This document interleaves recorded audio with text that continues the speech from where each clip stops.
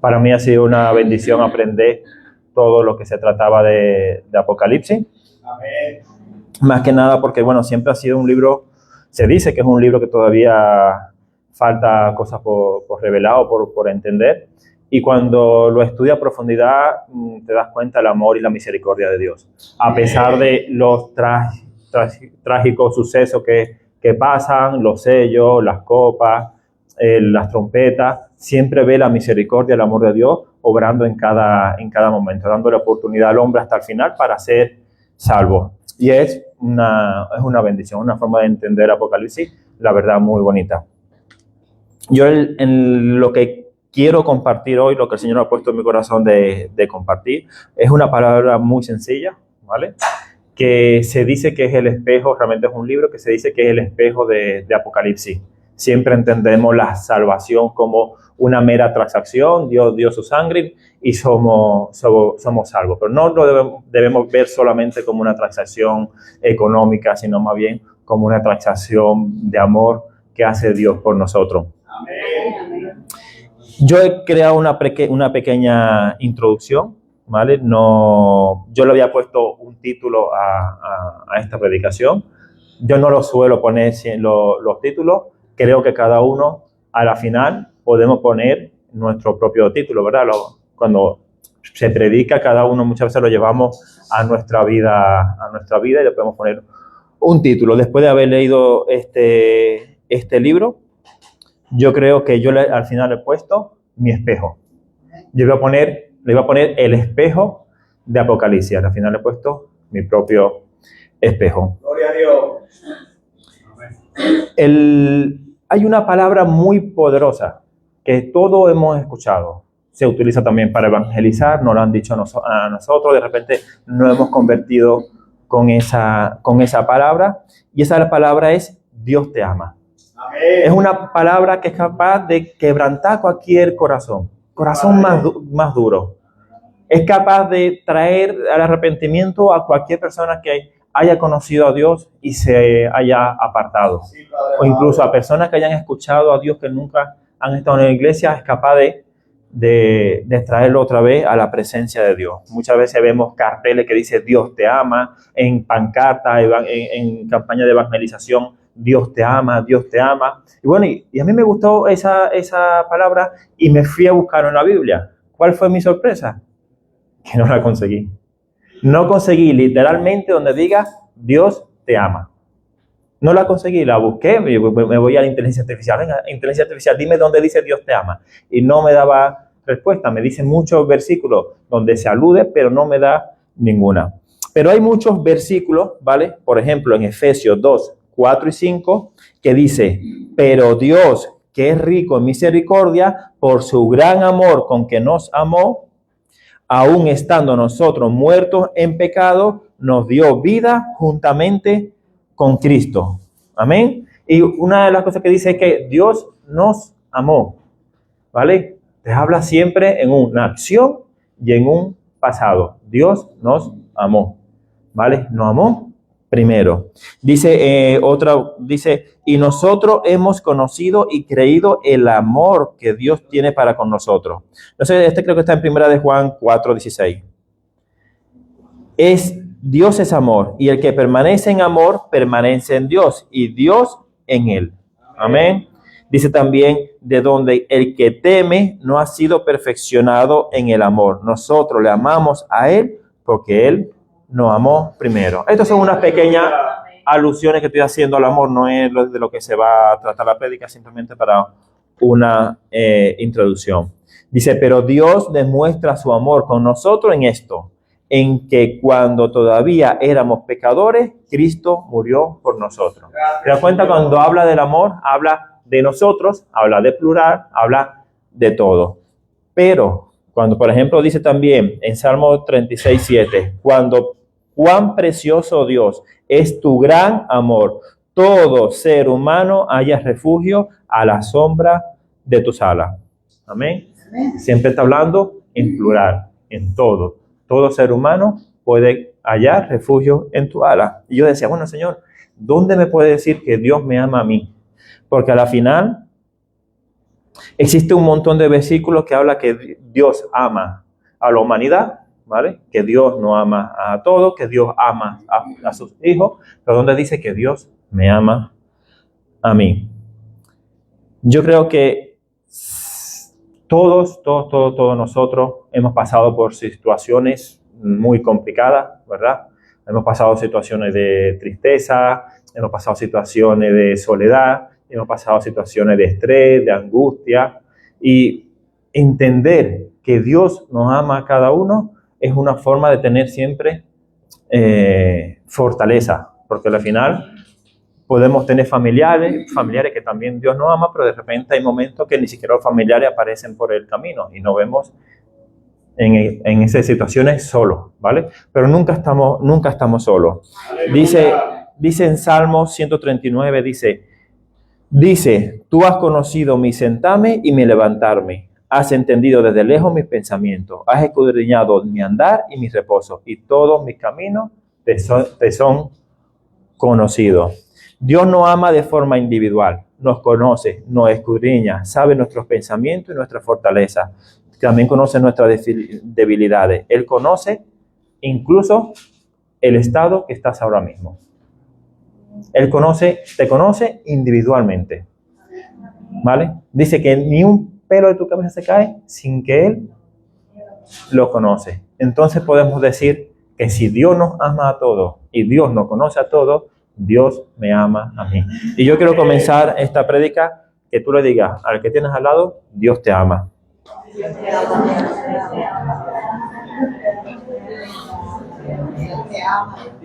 ¿Cuántas veces no ha demostrado Dios el amor a nosotros? ¿Cuántas veces hemos podido decir, esto solamente ha podido ser por Dios, porque Dios lo ha hecho? ¿Cuántas veces dices tú, esto no tiene solución, pero Dios pone su misericordia y su amor? Aun cuando nosotros somos o éramos pecadores, Dios ha seguido obrando. Y esto me recuerda mucho en el libro de Apocalipsis, cuando él habla de las 7 iglesias. La última iglesia, ¿vale? Creo que era la Odisea. No, la última iglesia, la Odisea era una iglesia desastrosa. Dice, compra de mí oro refinado, ponte colirio, cámbiate tu ropa. Dios siempre le da la oportunidad al hombre, ¿vale? A arrepentirse y volverse a Él. Entonces, en esta mañana, ¿vale? Yo quiero compartirle sobre una historia de amor, ¿amén? Que conseguimos en la Biblia. Es una de las historias más bonitas que conseguimos en la Biblia, ¿vale? Porque es una historia donde vamos a ver un romance, donde vamos a ver una tristeza, donde vamos a ver viudez, vamos a ver casamiento, vamos a ver gozo, vamos a ver misericordia, vamos a ver cómo Dios obra, vamos a ver justicia. Es una historia de amor, pero no como las telenovelas. No es como Betty la Fea, ni María del Mar del Barrio, ni María del Barrio, ni Marimar, ni nada. Es una historia de amor donde Dios muestra su misericordia. Y estoy hablando del libro de Ruth, ¿vale? El libro de Ruth se dice que es el espejo de Apocalipsis, porque es un libro donde se muestra la redención de Dios en nuestra vida. Es un libro que otras veces ya yo lo he compartido, pero me es muy importante este libro porque este libro encadena, es un eslabón donde se muestra de dónde la cadena de Cristo, porque es un libro que habla Ruth, ¿vale? Noemí, Boaz, y a la final los descendientes de Boaz, que es donde llega a la casa de David, ¿vale? Entonces Jesucristo era pariente de Ruth, ¿vale? Es una hermosa historia, es un relato feliz acerca de que algunas personas vivieron en un periodo de decadencia total, porque este libro de Ruth es sobre en la época de los jueces, que era una época de decadencia moral, de pecado, donde el pueblo de Israel estaba pasando por muchas necesidades. Muchas de ellas eran muchas hambres. Siempre, antiguamente, los juicios de Dios se veía por el hambre. Hay 13 grandes tiempos de hambre en el Antiguo Testamento. Uno de ellos es en el libro, habla sobre el tiempo de Ruth. Este libro ha sido reconocido como una joya literaria. Había un hombre que pertenecía a un grupo de literario, de personas de gran importancia en la literatura, y cogió el libro de Ruth, lo transcribió, lo copió exactamente igual y fue y se lo presentó y se lo leyó a este grupo de personas. Estas personas aplaudieron, elogiaron la mejor historia, y cuando le preguntaron a él sobre ese libro, le dice, mira, este libro a la final viene siendo el libro que vosotros habéis rechazado. Ese grupo de personas rechazaban la Biblia. Él cogió un fragmento, lo transcribió y se lo leyó. Este libro registra también una trascendencia porque vamos a ver que en este libro el amor, ¿vale? No solamente entre parejas, sino el amor entre una suegra y una nuera.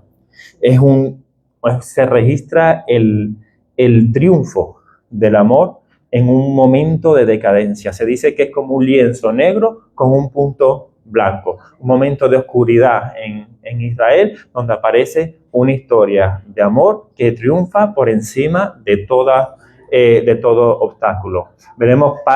Vamos viendo parte cómo se va evolucionando y veremos cómo Dios una y otra vez va metiendo su mano poderosa. Muestra la parte de la redención, en la parte del amor, en la redención. Existe la expiación, ¿vale? Y existe la redención. Este es el libro de la redención, que al final viene siendo, por eso se dice que es el libro que se asemeja a Apocalipsis. Amén. Así que bueno, vamos a leer, vamos a comenzar con el 1, Ruth 1. Dice que aconteció que en los días que gobernaba los jueces, que hubo hambre en la tierra, y un varón de Belén de Judá fue a morar a los campos de Moab, él y su mujer y sus 2 hijos. Amén. Entonces, comenzamos con la historia. Dice que había un momento de decadencia.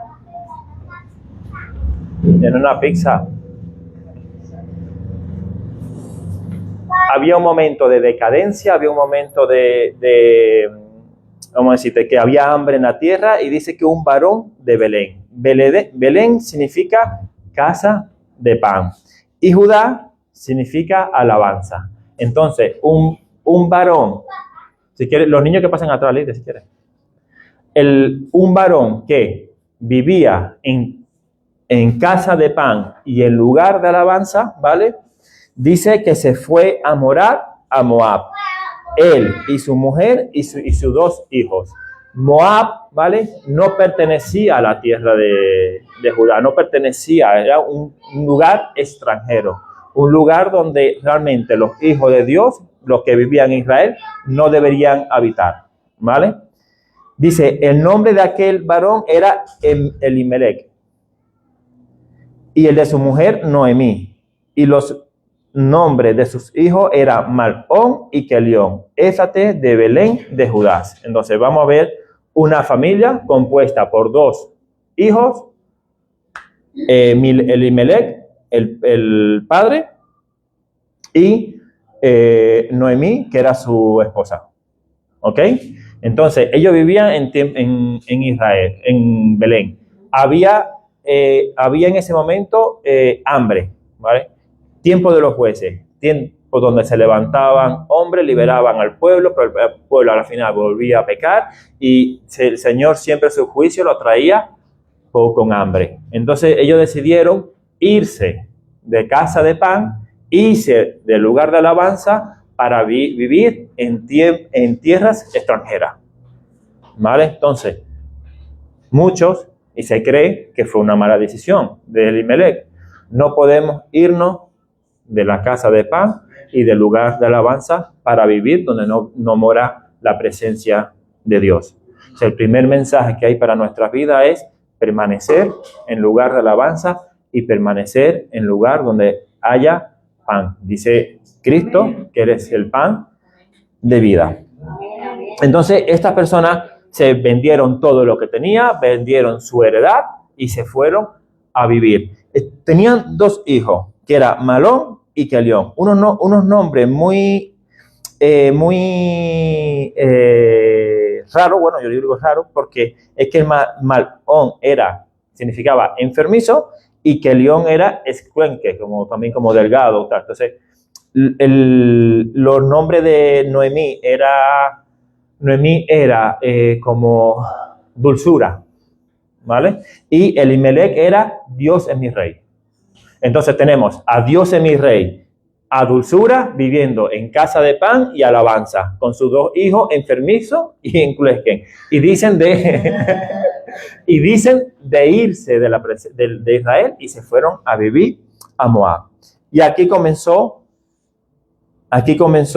ya la circunstancia difícil. Dice, ¿por qué? Porque el padre Elimelech, ¿vale?, murió. Dice, marido de Noemí, y se quedó ella con sus dos hijos. Entonces, los dos hijos tomaron para sí, ¿vale?, mujeres, que viene siendo Orfa y Ruth. Orfa significaba sierva y Ruth significa hermosa. Entonces, a la final se queda Noemí viuda con sus dos hijos, y estos dos hijos toman a esposa. ¿De dónde la toman? Estaban en Moab, por lo cual, ¿de dónde tuvieron que tomar las esposas? Moabitas, ¿vale? Y decía la palabra de Dios que no se juntará con moabitas en la congregación, que no podían casarse, pero ellos estaban en tierra extranjera, estaban fuera de la presencia de Dios, estaban apartados. Muchas veces también se asimila esta historia con la del hijo pródigo, que se va de la casa de su padre, ¿vale? Y a la final, en tierra extranjera también le pasan todas las circunstancias. Dice entonces que vivieron allí unos 10 años. ¿Qué significa que vivieron 10 años? 10 años viene siendo como una, como digo, cuando ya tú tomas una decisión definitiva, como una declaración de que si te has ido de Belén 10 años, es como una declaración que ya no vas a volver, ¿vale? 10 años como un número perfecto, como me voy fuera y ya si cumplo 10 años fuera es porque no voy a volver. Entonces dice que además en el 5 murieron también los dos, Malón y Kelión, quedando así la mujer desamparada de sus dos hijos y de su marido. Es decir, la vuelta que dio todo. Estaban en Belén, ¿vale? Venden todo lo que tenía, se van a tierra extranjera, y ahora, ¿qué es lo que había quedado? Ella se muere su marido, sus dos hijos se casan y los dos hijos también ahora mueren. ¿Qué había quedado después de todo esto? Se había ido una familia y ahora quedaban 3 viudas. Ahora quedaban 3 viudas. Dice entonces se levantó con sus nueras y regresó a los campos de Moab, porque oyó en el campo de Moab que Jehová había visitado a su pueblo para darle pan. Vamos a decirte, Noemí se levantó y dice, he escuchado que en Belén Dios está visitándolo. Y lo bueno de vamos a buscar lo bueno de esta historia, o lo bonito de esta historia, que aunque el Hijo de Dios se aparte, siempre puede escuchar, allí está la presencia de Dios. Porque muchas veces no hemos apartado, muchas veces no hemos enfriado, pero siempre tenemos una palabra, siempre Dios está en ese lugar. Y tenemos un lugar donde regresar para buscar de la presencia de Dios. Tenemos un sitio donde estar para tener de la presencia de Dios. Noemí había escuchado, oye, allí está visitando Dios. Y bueno, después de mucho tiempo, después de 10 años, yo creo que era la primera decisión correcta que había tomado Noemí. Volver al lugar donde había pan. Volver al lugar de alabanza. ¿Qué dice? ¿Qué es lo que escucha Noemí? Que en el 5 dice, se levantó con su nuera y regresó a los campos de Moab, porque oyó que en el campo de Moab que Jehová había visitado a su pueblo para darles pan. ¿Qué era Belén? Casa de pan. ¿Qué es lo que le faltaba ahora a Noemí? Pan. Habían quedado en la pobreza. Imagínense en aquellos años donde todo el trabajo era un trabajo físico, era un trabajo duro, para lo que significaba ser una viuda. Vamos a encontrar que en la palabra de Dios, Dios tenía leyes para proveer a las viudas, a los huérfanos, a los enfermos, porque sabía las condiciones en esa época que podía tener una persona viuda. Imagínate 3 viudas. Se dice que ella se levantó y que salió pues del lugar donde había estado y con ella sus 2 nueras y comenzaron a caminar para volverse a la tierra de Judá, a la tierra de alabanza. Y Noemi dijo a sus 2 nueras: andad, volveos cada uno a la casa de su madre. Jehová haga con vosotros misericordia como lo habéis hecho con los muertos y conmigo. Entonces Noemí le estaba diciendo a sus 2 nueras: oye, volver. ¿Por qué va a volver? Porque Noemí no sabía que en la casa de Judá, a ser moabitas, a ser extranjeras, si volvían con ella a Judá, no iban a poder volverse a casar, no iban a poder tener hijos. Y le estaba diciendo volver a donde estaban, con su madre, con sus padres y con sus dioses, porque los moabitas eran personas que no tenían a Jehová como Dios, sino que tenían muchos dioses paganos. Y dice entonces en el 9, os conceda Jehová que halléis descanso, cada una en casa de su marido. Luego las besó y dicen que ellas alzaron su voz y lloraron. ¿Qué situación? Solamente vamos imaginando qué situación de estas 3 mujeres, en Noemí en tierra de extranjera, con 2 muchachas a su cargo, también sin hijo, sin marido, en la pobreza. Dice, bueno, yo he escuchado que ahora hay allí pan, me voy para allá, pero estas 2 muchachas que vuelvan a su casa. ¿Por qué? Porque en Judá no van a conseguir cómo casarse, porque la ley decía que eran extranjeras, moabitas. Dice entonces que en el 10, y le dijeron, ciertamente nosotros iremos contigo a tu pueblo. Estas muchachas lloraron, las nueras lloraron con Noemí y le dijeron, no, nosotros te vamos a acompañar. Y Noemí le empieza a aclarar y le dice, volveos en el 11, volveos, hija mía, ¿para qué habéis de ir conmigo? ¿Tengo yo más hijos en el vientre que pueda ser vuestros maridos? Volveos, hija mías, e idos, porque yo ya soy vieja para tener marido. Y aunque dijese, esperanza tengo, y esta noche tuviese con marido, y aún diera a luz hijo, ¿habéis vosotros de esperar a que se fuesen grandes? ¿Habéis de quedaros sin casar por amor a ellos? No, hija mía, qué mayor amargura tengo yo que vosotras, pues la mano de Jehová ha salido contra mí. Y nosotros decimos, ¿realmente había salido la mano de Jehová contra ella? ¿O ya estaba viviendo una consecuencia de las decisiones? Nosotros al final vivimos consecuencias de todas las decisiones que tomamos en nuestra vida. El Señor es misericordioso, el Señor siempre tiene las manos abiertas, siempre un hijo puede volver, así como volvió el hijo pródigo, así siempre cualquier persona puede volver a la presencia de Dios, a vivir en la voluntad de Dios. Pero esta mujer había tomado unas decisiones junto con su marido que le había traído unas consecuencias. Dice, y ellas alzaron otra vez su voz y lloraron, y Orfa besó a su suegra, mas Ruth se quedó con ella. Y aquí vemos también 2 acciones. Dice que ellas alzaron otra vez su voz y lloraron. Y Orfa dice que besó a su suegra. Las 2 habían llorado, las 2 se habían apegado a Noemí, pero dice que Orfa besó a su suegra, mas Ruth se quedó con ella. Muchas veces, somos expertos en alzar la voz y en llorar y en clamar, pero realmente nuestras acciones es lo que dice que es lo que somos. Nuestra fe se tiene que basar en nuestras acciones. Por más que peguemos voces, por más que lloremos, por más que tal, si nuestras acciones no acompañan, nosotros no. Hay personas que viven el evangelio de emociones. Y lo que tiene que haber es una certeza en nuestro corazón de a quién pertenecemos.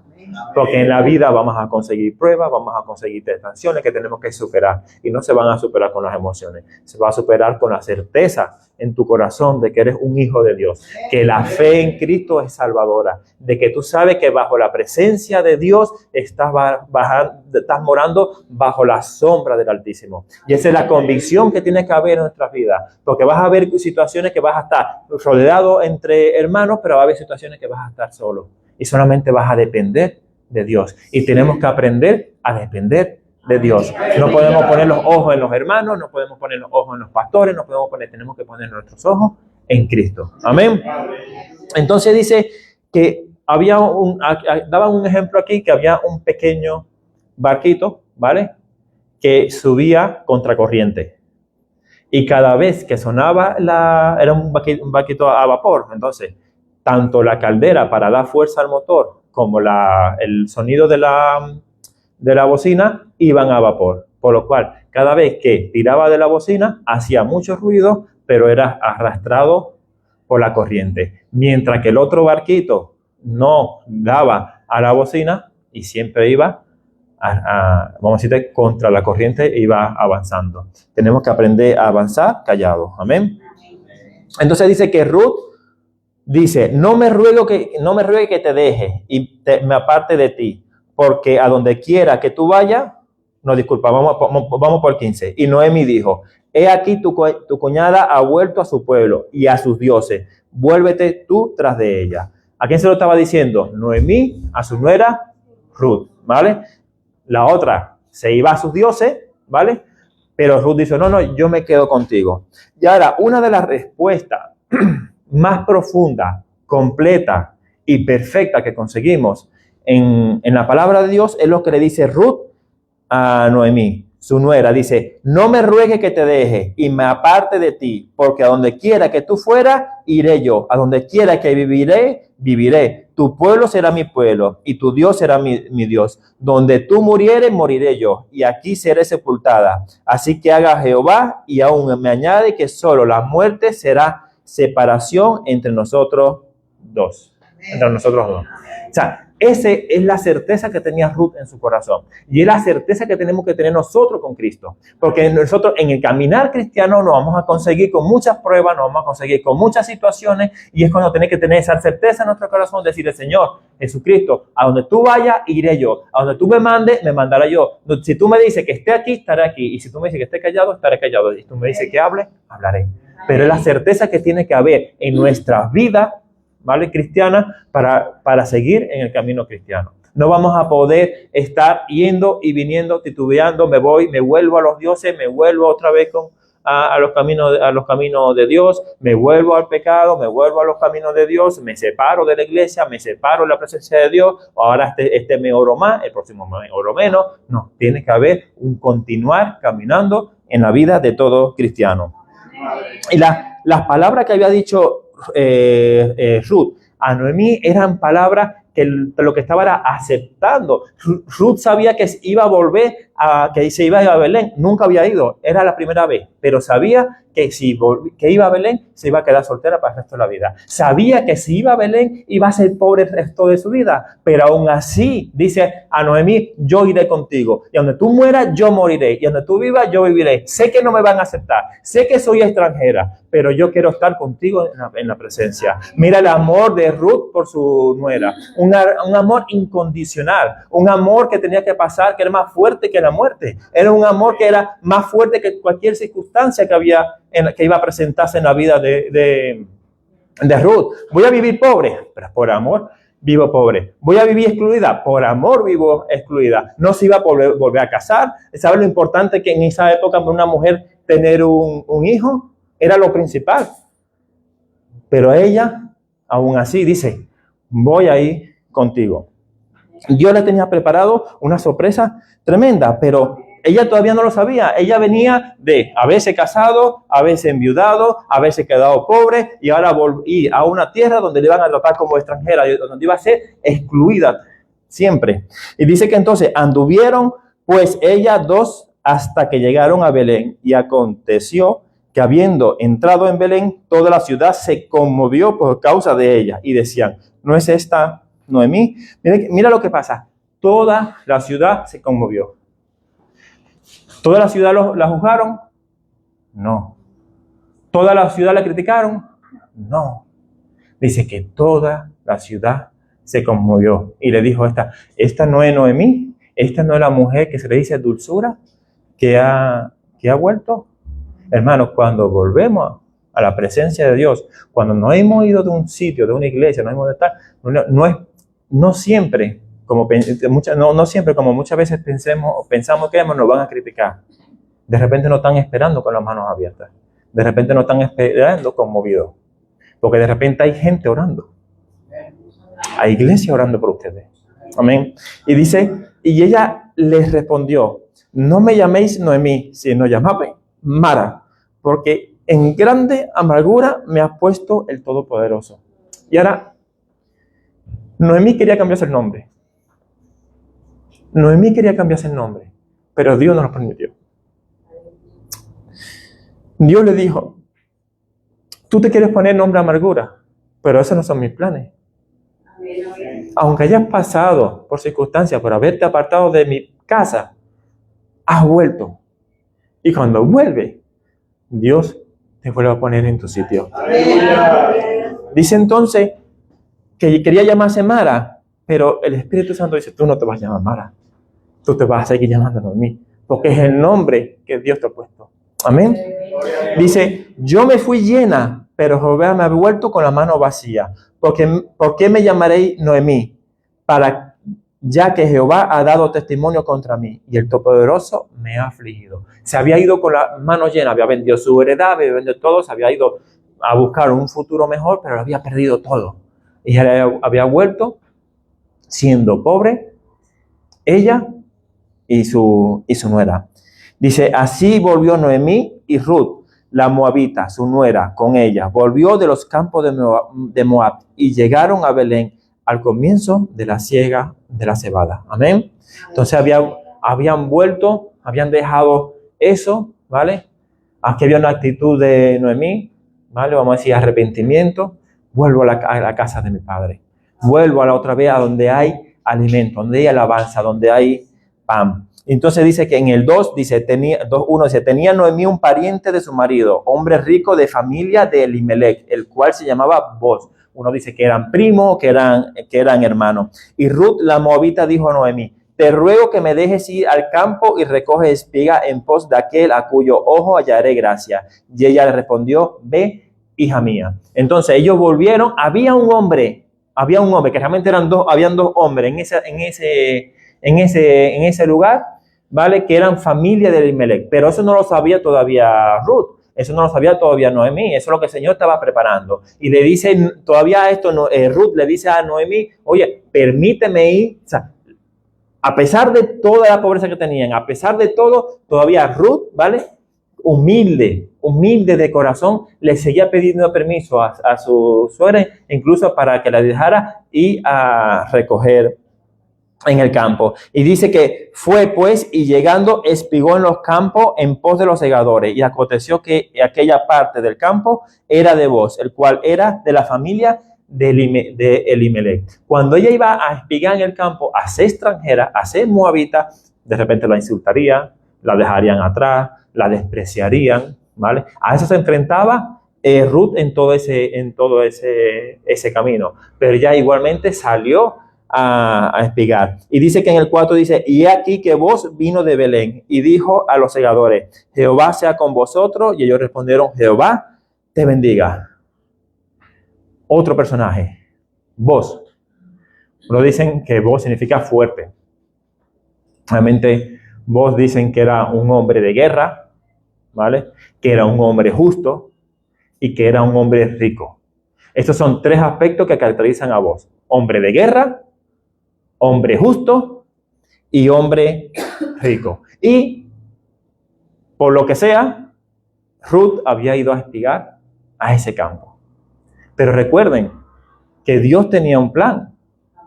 Recordemos que este es el linaje de Jesús. Desde Ruth estamos viendo el linaje de Jesús. Estamos viendo Jesús desde la casa de David hasta el nacimiento de Jerusalén y después la muerte en la cruz.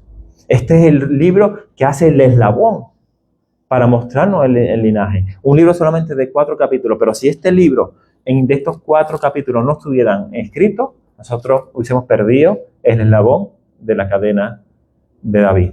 Amén. Entonces, dice que ese hombre llegó y dése cuenta que ese hombre cómo le habla a sus trabajadores.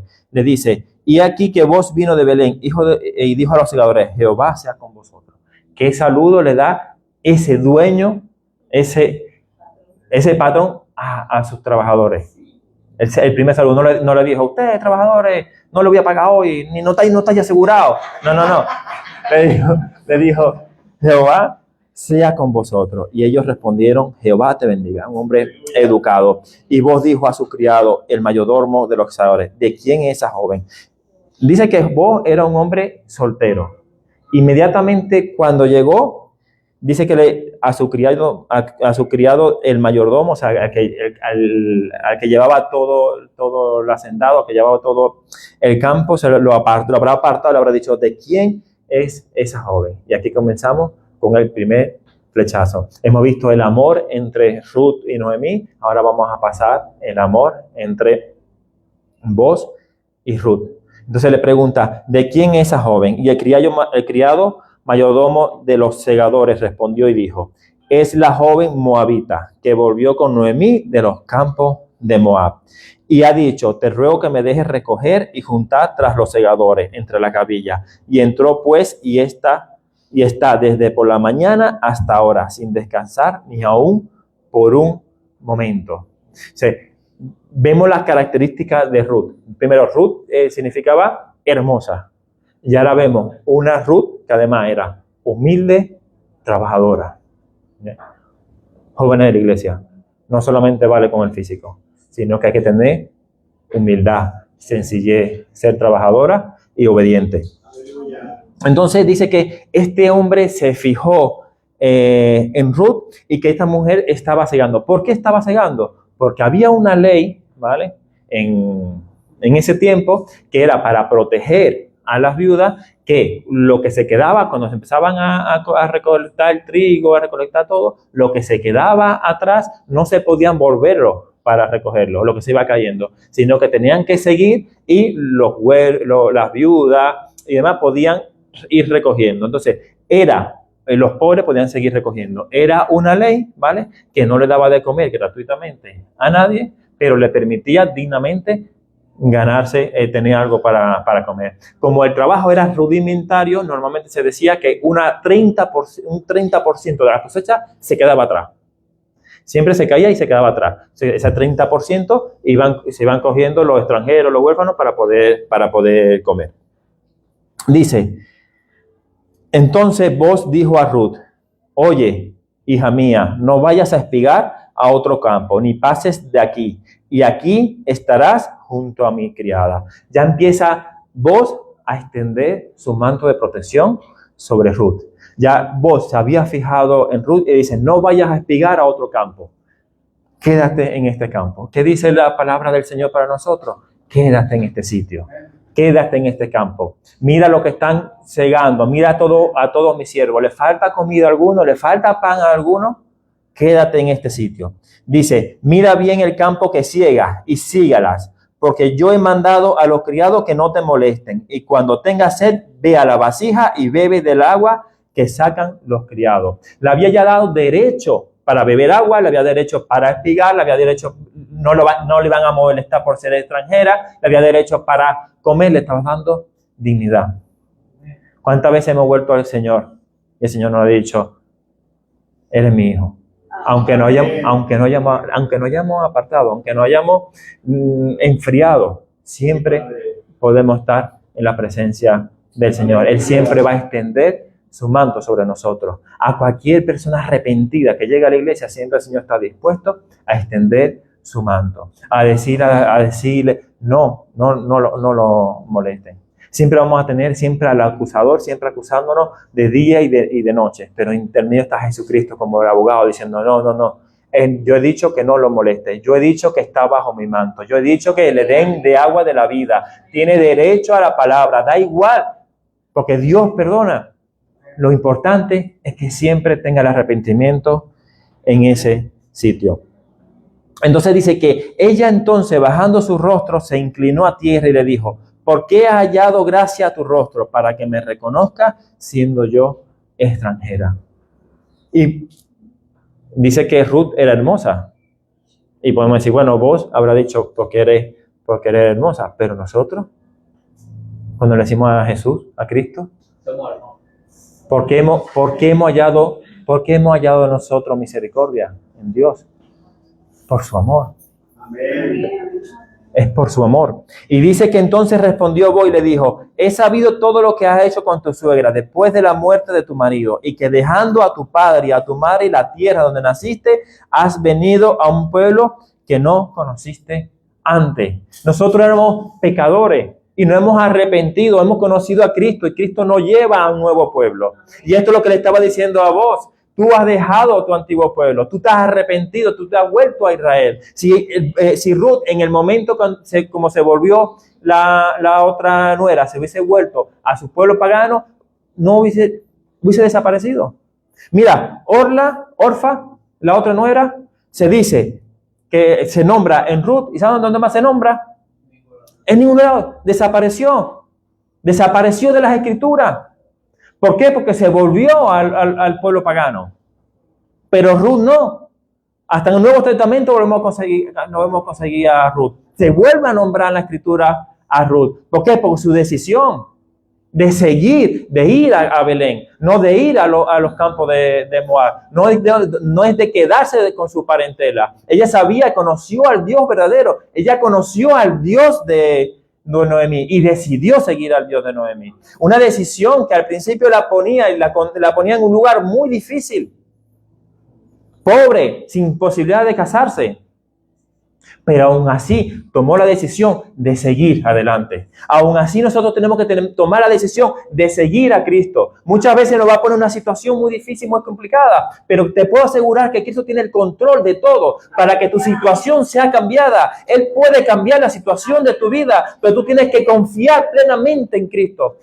Ya sea lo que te digan, no, que si tú sigues a Cristo vas a perder esto. No voy a perder nada. Yo con Cristo lo tengo todo ganado. Yo con Cristo tengo la vida ganada, la salvación. Y aún Cristo en el cielo, y con las bendiciones que tiene, también nos da bendiciones aquí en la tierra. Pero tenemos que seguirlo. Amén.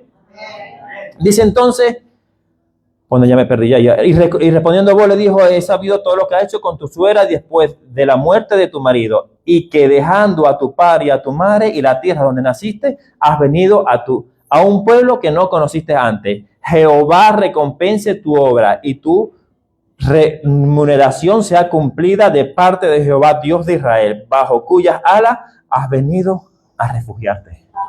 Amén. Dice entonces que ella dijo, Señor mío, hallé yo gracia delante de tus ojos porque me has consolado y porque has hablado al corazón de tu sierva, aunque no soy ni como una de tus criadas. Aún tenía Ruth esa humildad de decir, oye, mira, soy extranjera, te declaro que soy extranjera, que no soy como tu criada. Cuando vino el hijo pródigo a casa de sus padres, ¿qué le dijo? Es pecado contra el cielo y contra ti. Recíbeme como uno de tus jornaleros. Él cuando se dio cuenta dice, ¿por qué estoy yo aquí? Voy a morir y en casa de mi padre hay abundancia de pan aún para los trabajadores. Dice, y vos le dijo, a la hora de comer, ven aquí y come del pan y moja tu bocado en el vinagre. Y ella se sentó junto a los segadores y él le dio del potaje. Comió hasta que se sació y le sobró. ¿Cuánto tiempo había estado ella sin poderse comer un potaje? Aún así, dice, no ha sido un lugar espléndido para comer, pero era justo lo necesario en ese momento. Dios te da siempre lo justo y lo necesario en cada momento. Dice, luego se levantó para espigar y vos mandó a su criado diciendo, que recoja también espiga entre las gavillas y no la avergoncéis. Y dejaréis también caer para ella algo de los manojos y lo dejaréis para que lo recoja y no la reprendáis. Se enamoró. Dice, había otra ley que prohibía que si se te caía alguna gavilla, que te devolvieras a recogerla. Era una segunda ley. Entonces dejaba caer y ella iba y recogía. Dice, y espegó pues en el campo hasta la noche y desgranó lo que había recogido y fue como una efa de cebada, 22 kilos. Y lo tomó y se fue a la ciudad y su suegra vio lo que había recogido, sacó también luego lo que había sobrado después de haber quedado saciada. ¿Cuándo había quedado saciada? Con el potaje. Y se lo dio.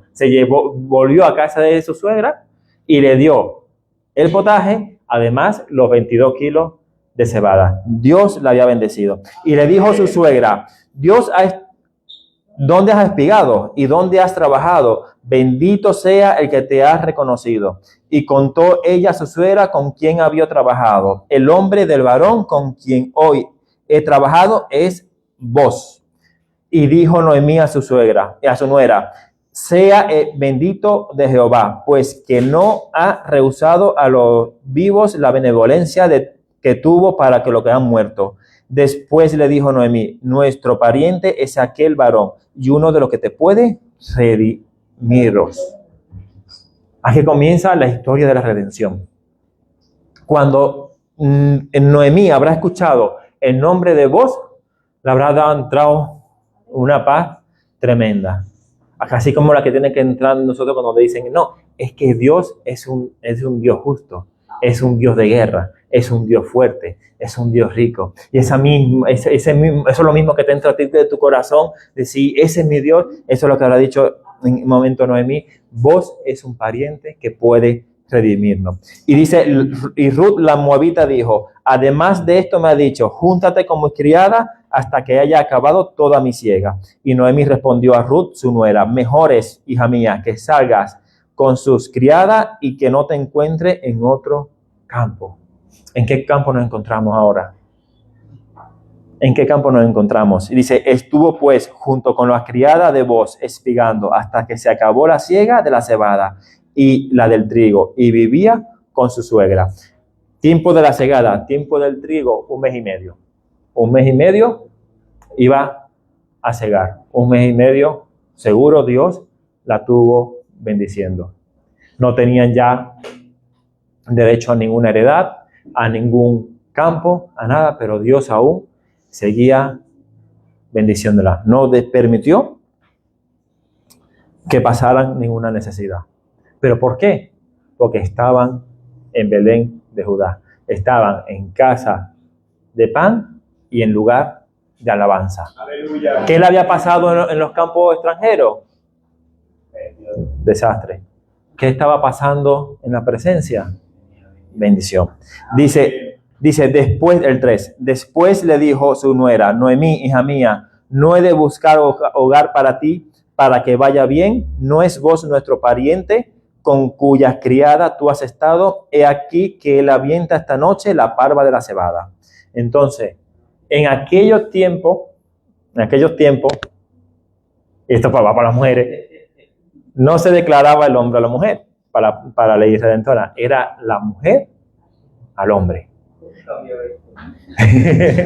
Entonces, Noemí,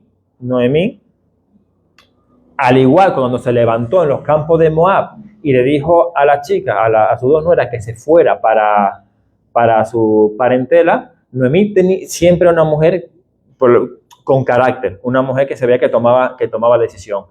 Otra vez Noemí se levanta y le dice, no he de buscarte para ti un hogar.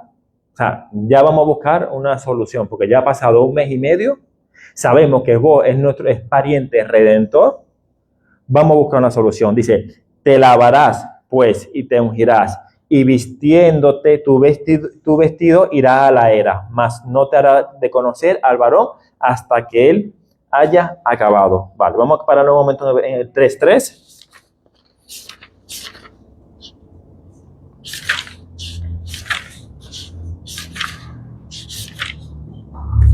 Vale, estamos en la voz, en la era. Vale, 3.3.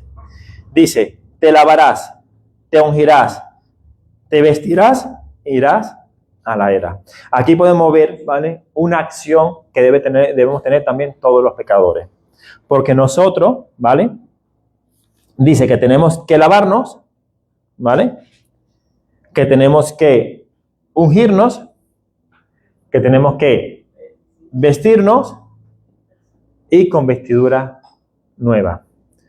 Te lavarás. Cristo nos lava con su sangre cuando somos salvos. Te ungirá el Espíritu Santo. Ruth, seguramente, a ser una mujer viuda, se vestiría con ropa oscura. Y aún siendo pobre, también. Y dice que vistiéndose irás a la era. O sea, cambia. Hay que cambiar ya la situación. Ya has vuelto a la casa de Belén, pero tenemos que ya cambiar la situación. ¿Qué dice? Cámbiate de ropa, perfúmete, arréglate. Cambia tu tristeza en gozo, lo que le está diciendo. ¿Qué nos dice la palabra? Cambia tu tristeza en gozo. Y cuando él se acueste, notarás el lugar donde se acueste, e irás y descubrirás sus pies, y te acostará allí, y él te dirá lo que haya de hacer. Y ella respondió, haré todo lo que tú me mandes. ¿A quién estaba respondiendo? Todavía Ruth, a su suegra. Obediencia. Después a la era e hizo todo lo que el suegro le había mandado. Y cuando Booz hubo comido y bebido y su corazón estuvo contento, se retiró a dormir a un lado del montón. Entonces ella vino calladamente y le descubrió los pies y se acostó. Y aconteció que a la medianoche se estremeció aquel hombre y se volvió. Y aquí una mujer estaba acostado a sus pies. Entonces le dijo, ¿quién eres? Y ella respondió, yo soy Ruth, tu sierva. Extiende el borde de tu capa sobre mí, sobre tu sierva, por cuanto eres pariente redentor. Eres pariente cercano. Y él le dijo, bendita sea tú de Jehová, hija mía. Has hecho mejor tu postrera bondad que la primera, no yendo en busca de los jóvenes, sean pobres o ricos. Había hecho algo todavía mejor. No había ido a buscar el placer de la carne. No había ido a buscar lo fácil. Había ido a buscar lo que la palabra y lo que Noemí le estaba diciendo que debería hacer. Estaba siendo obediente. Le estaba declarando a él, oye, tú eres mi pariente cercano.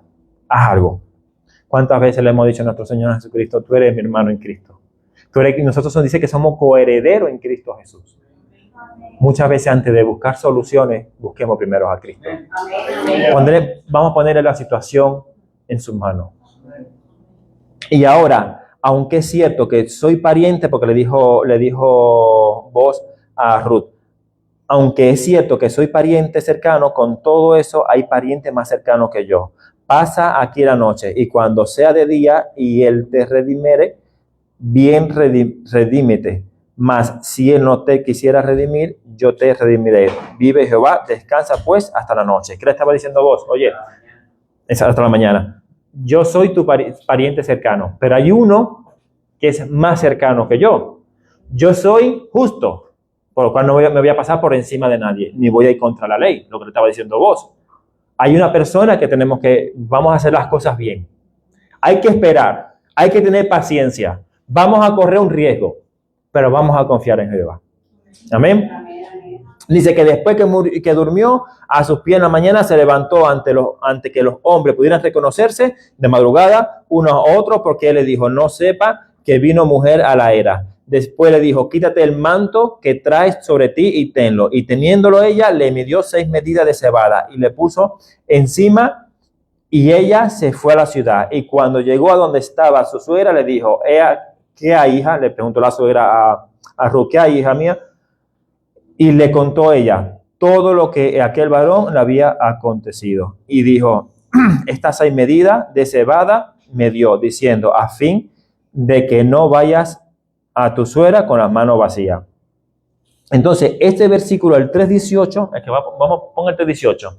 Esto es uno de los versículos más potentes y más que debemos resaltar más de esa historia. Dice, entonces Noemí dijo, espérate, hija mía, hasta que sepa cómo se resuelve el asunto, porque aquel hombre no descansará hasta que concluya el asunto hoy. Amén. Aquel hombre, y podemos decir para nuestra vida, Cristo no descansará hasta que nuestro asunto esté resuelto. Cristo va a resolver tu asunto, porque tú estás poniendo el asunto en las manos de Cristo. No lo estás poniendo en manos de cualquiera, lo estás poniendo en manos de Cristo. Hombre poderoso, hombre de guerra, hombre de pelea, el que ha vencido ya al mundo, el que ha pisado a Satanás en su cabeza, al que ha vencido a la muerte. A esa persona poderosa que también lo acompaña el Espíritu Santo, que es la Trinidad junto con Dios, es el que tiene el asunto tuyo en sus manos. ¿Podemos confiar en Cristo que tenga el asunto en nuestras manos? ¿Qué tenemos que hacer nosotros? Esperar. ¿Pero por qué esperamos? Porque hemos cambiado nuestra tristeza en alegría. Porque no hemos vestido con ropa nueva, porque no hemos lavado, porque el Espíritu Santo nos ha ungido y ahora somos hijos, ahora somos siervos, ahora somos de la heredad de Cristo. Podemos vivir confiadamente en Cristo. Podemos vivir confiadamente que Él va a tener el asunto tuyo en sus manos. Amén. Dice que Boaz subió a la puerta y se sentó allí. Y aquí pasaba aquel pariente, ¿vale? De que Boaz había hablado y dijo, fulano, ven acá y siéntate. Y él vino y se sentó. Ahí Boaz con mando, tú ven para acá, siéntate. Entonces él tomó a 10 varones de los ancianos de la ciudad y dijo, sentaos aquí. Y ellos se sentaron. Luego dijo al pariente Noemí, que ha vuelto de los campos de Moab, que dijo, Mara, no, Noemí quería cambiarse el nombre, pero siempre fue Noemí, nunca se le cambió el nombre a Mara. Vende una parte de las tierras que tuvo nuestro hermano Elimelech, y yo decidí hacértelo saber y decirte que los compre en presencia de los que están aquí sentados y de los ancianos de mi pueblo. Vamos a pararnos aquí. Ya estaba vos se ve que quería a Ruth, la quería, pero él no podía pasarse la ley por encima. Él tenía que hacer las cosas bien. Y muchas veces nosotros queremos pasarnos las cosas por encima y tenemos que aprender a hacer las cosas bien conforme a la palabra de Dios. Tenemos que saber obrar. Tanto aquí como en cualquier sitio, en nuestros trabajos, donde estemos, tenemos que saber obrar. Nosotros somos personas que tenemos que vivir una vida limpia, una vida que sea transparente. Y dice que este hombre cogió a 10 varones, los sentó ahí y le dijo, venga, tú, que tú eres el pariente más cercano, siéntate. De repente ese hombre le ha dicho, mira, Noemí hay que redimirla. Los campos hay que redimirlos. Ese hombre corría riesgo que dijera, oye, mira, si yo redimo todo, y se queda Moab sin poderse casar con Ruth. Dice, si tú quieres redimir, redime. Y lo que quieras redime, y si no quieres redimir, decláramelo para que yo lo sepa. Porque no hay otro que redima, sino tú y después de ti, y después yo después de ti. Y respondió, yo redimiré. Entonces replicó Boaz, el mismo día que compres la tierra de mano de Noemí, deberá también tomar a Ruth. Dice, la moabita, mujer del difunto, para que restaures el nombre del muerto sobre las posesiones. La ley del pariente redentor, ¿vale? Lo que hacía era que si una mujer se quedaba viuda, el pariente más cercano debería casarse con esa mujer para que el primer hijo que tuviese tendría que tener el nombre del fallecido, del que había muerto, y así poder esa persona tener su descendencia. Era increíble la ley que Dios había puesto, que aun cuando una persona era pobre o una persona tenía mucha necesidad y se tenía que vender como esclavo, la ley de pariente redentor era que podía venir una persona y redimir a esa persona, o sea, devolverle lo que era suyo. Y si no, a los 50 años, ¿vale?, se quedaba libre de todo y será devuelto tanto las tierras como todo. Pero ya ha pasado solamente 10 años. Muchas veces, muchas personas de repente morirían y no eran redimidos ni eran devueltas las tierras. Pero era una ley que Dios había puesto para que tanto la heredad del pueblo de Israel nunca se perdiera, sino que siempre volvieran a ellos y siempre se le mantuvieran la tierra a ellos. Entonces, él le respondió, el primer pariente, el pariente más cercano le respondió, ojo, que si este pariente hubiese respondido, yo redimo todo, la hubiésemos liado, pero respondió, no puedo redimir para mí, no sea que dañe mi heredad, redime tú usando de mi derecho, porque yo no podré redimir. Yo creo que vos cuando habrás escuchado esa palabra dices, aleluya, yo la voy a redimir. La podía redimir. Se había resuelto el asunto. Ya estaba todo hecho. ¿Por qué? Porque Dios, Jehová, tenía control de todo. No estaba pasando nada por casualidad. No estaba pasando nada por suerte. Dios tenía el control de todas las cosas. A pesar de todo, de que habían ido para los campos de Moab, a pesar de que había pasado, Dios seguía teniendo el control de todas las cosas. Y muchas veces ahora cuando nos vamos al libro de Apocalipsis, ¿cuántas personas no rechazaron? En el libro de Apocalipsis vemos que rechazan la palabra de Dios, que rechazan la voluntad de Dios. Vemos los 7 sellos, después vimos las 7 trompetas, vimos cuando vienen las 2 personas, los 2 testigos a predicar, y esos 2 testigos después son muertos y lo dejan 3 días en público, y luego son resucitados y llevados al cielo. Y ahora dice que ahora la gente empezó a aceptar a Dios, empezó a arrepentirse. Dios tiene el control de todas las cosas. Dios sabe tú sentarte, sabe tú levantarte, sabe por lo que has pasado, por lo que estás pasando, por lo que va a pasar. Pero Dios te pide solamente una sola cosa, que confíe en Jehová. Él no te pide nada más, confía en mí, no te vayas de la casa de pan, no te vayas del lugar de alabanza. Dios te ha puesto un nombre y no quiere que tú te lo cambies por tus decisiones. Aunque tú hayas tomado malas decisiones, Dios te sigue manteniendo tu nombre. Porque Dios es un Dios que restaura, que levanta, que mantiene, que hace firmeza en tu vida. No estamos bajo cualquiera. Y el asunto se había resuelto. Ya estaba todo completado. Se dieron señal, que de esto no lo voy a comentar porque es un tema de una sandalia, unos zapatos que se cambiaron. Aquí, realmente hay muchas cosas que no lo he comentado por el tema de tiempo, pero solamente quédate con esto. Tienes un Dios grande y poderoso. No hay Dios tan grande como Él. Yo le voy a pedir, no sé si el grupo de alabanza, ¿dónde está Carlito? No sé si pueda compartir la segunda alabanza, el de Rufe. Amén. Venga, animarse.